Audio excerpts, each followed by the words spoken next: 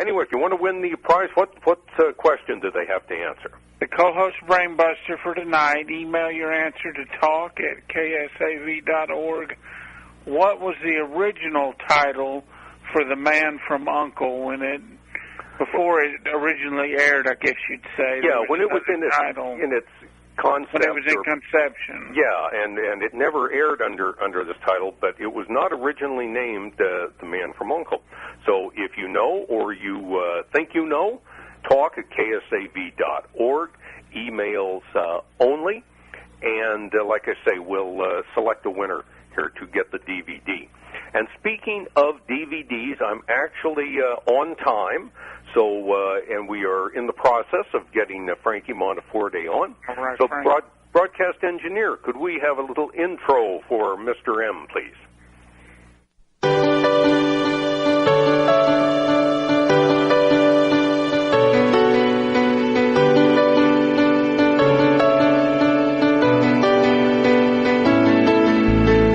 Ago, they called them reruns, and then they were known as syndicated programs. Now we call them expensive. For they are old television shows released on DVD, the phenomenon that makes available for a price what was originally made available for free. Here to tell us what's new in the wonderful world of old is KSAV's own Frankie Monteforte. All right, Frankie, welcome back, making a triumphant return here to Talkin' Television. Thank you, Dave. How you doing, Ron? Fine. The big news is, and I talked about this with Ed a couple months ago, The Man from U.N.C.L.E., the complete series from Time Life. Now, you can't buy this in any video store. You got to order it. But this is one of the most amazing sets I have ever seen. Now, as the listeners know, I am very outspoken, and I have a very big mouth when it comes to things I don't like. I don't hold back. But I'm also the same when there are things that I really do like. So if I could, and this is perfect because of the timing of the show tonight and who the guest is, just listen to this, okay? Now, this series is 105 episodes on 41 discs, and it comes in an attaché case, like an old spy case, which is really kitschy. The entire it runs for about $250, which is, it's a little pricey, but listen to what you get. Okay, you've got again 41 discs in special attaché case collector's packaging. You've got four 8-page booklets with liner notes written by John Burlingame, who was the producer of. He's a journalist, and he was a producer of The Man from U.N.C.L.E. Right, we had him on, I think. Right. Yeah. And you've got all kinds of things. You've got, listen to this, all 105 original unedited episodes, interview, double agents, the David McCallum and Robert Vaughn reunion.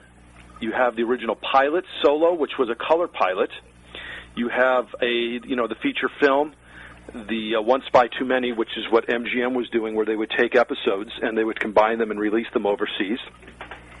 And then you have stuff like, oh my gosh, you've got MGM Secret Operations, Guns, Gizmos, Gadgets, and Garb, Behind the Wheel of the U.N.C.L.E. phenomenon, The Girl from U.N.C.L.E. Now listen to this. Okay, you've got 17 on-camera interviews with David McCallum, Robert Vaughn, Richard Donner, who was the director, the writers, Dean Hargrove, Peter Allen Fields, the directors of photography, other directors. You've got 4 U.N.C.L.E. VIPs, a celebration of guest stars with clips of Eddie Albert and Joan Crawford, Janet Leigh, Leonard Nimoy, Jack Palance. It goes on and on and on. You've got secret tapes of Eli Kuryakin, home movies from the set of U.N.C.L.E. You've got clips from Robert Vaughn and David McCallum's appearances at the 65 Emmys and Golden Globe broadcasts, plus a clip of David's appearance on the Andy Williams Show. And what's a lot of fun, you've got a Tom and Jerry cartoon, The Mouse from Hunger, Hunger, which, of course, is a takeoff. You've got U.N.C.L.E. memorabilia, Ian Fleming's personal notes, NBC broadcast and standard memos, research files, set designs, blueprints, promos, trailers, a photo gallery. I mean, this thing comes with everything. Wow. So if you are the studios are finally starting to understand it. And what's great is this is Time Life. So you can get it you can get it through Amazon. You can go to Time Life. But I would say spend the money because it is worth it. You are going to love this set. I'm a big fan of the show. It really is it's a trip back through time. We were, prior to this, they had been released. I think it was 44 episodes or something several years back. I guess it must obviously have been on videotape. And it was all just the opposite of this. They were the syndicated versions. They were chopped up. It was terrible. Nobody wanted to buy it, and it faded out. So here it looks like somebody is using an ounce of brains here, or maybe more than an ounce. Well, because they realize people are getting smart, and people aren't going to just fall for anything. For example, this makes it special. Well, yeah. I mean, for example, I have a set of The Man from U.N.C.L.E. that I've had for years that a friend of mine put together that he got off, I think it was the Good Life TV network. He cut out the commercials, and he really did a nice job. He put in beautiful menus, and he did everything. And this was actually a better job than most of the studios do, because when Ed and I are looking for stuff that we need that's not out there, we turn to this gentleman. And if anybody wants me to put them in touch with him, please, because if you're looking for cult shows or shows you can't get, this guy's got everything. Okay, all right, they can contact you by going to the talkintelevision.com. And you are on the Friends of Dave's page, and they can click on the picture there, and it will give the email address. Absolutely. And email you with any questions or inquiries or whatever. Yeah, and I will be happy to give them whatever information, whatever shows they're looking for. But for a long time, the only way to watch it was through this. And, those tapes that they put out were a joke. MGM is, well, most of the studios are just looking to make a buck. And, you can make a buck, but you can still, make a buck and give people good value for that. Well, here's the problem. Again, I brought this up a while back when we were talking about WKRP in Cincinnati.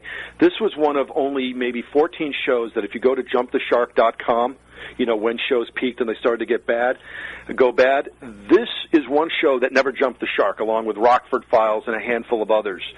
And one of the things that they talk about is because WKRP was a show that was obviously set in a radio station, and there was a lot of music. It was a lot of contemporary music.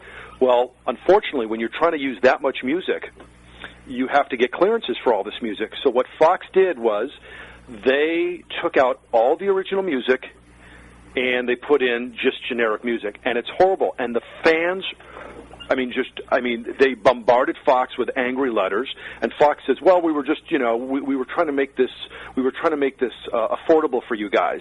Meanwhile, if they had added the music, it would have been another $20. And for people that are really into this show, they would have gladly paid for it. So the irony now is the bootlegs of WKRP that people have taped off television and put menus on and did their own things that you can, that I have, because I have a set of that. They actually prefer those, even though they're not uncut, because at least there's the original music. Yeah, I had one of the worst I ever saw. If you can believe this, Frank, I bought a DVD of some Dragnet episodes, and it had I guess they wouldn't pay for the dut, and they had the non-Dragnet music. Could you imagine doing a Dragnet without one of the most famous theme songs or music in the show? Dave, I think Beverly Hillbillies that way too. Well, Dave, there's an old adage: the masses are the asses.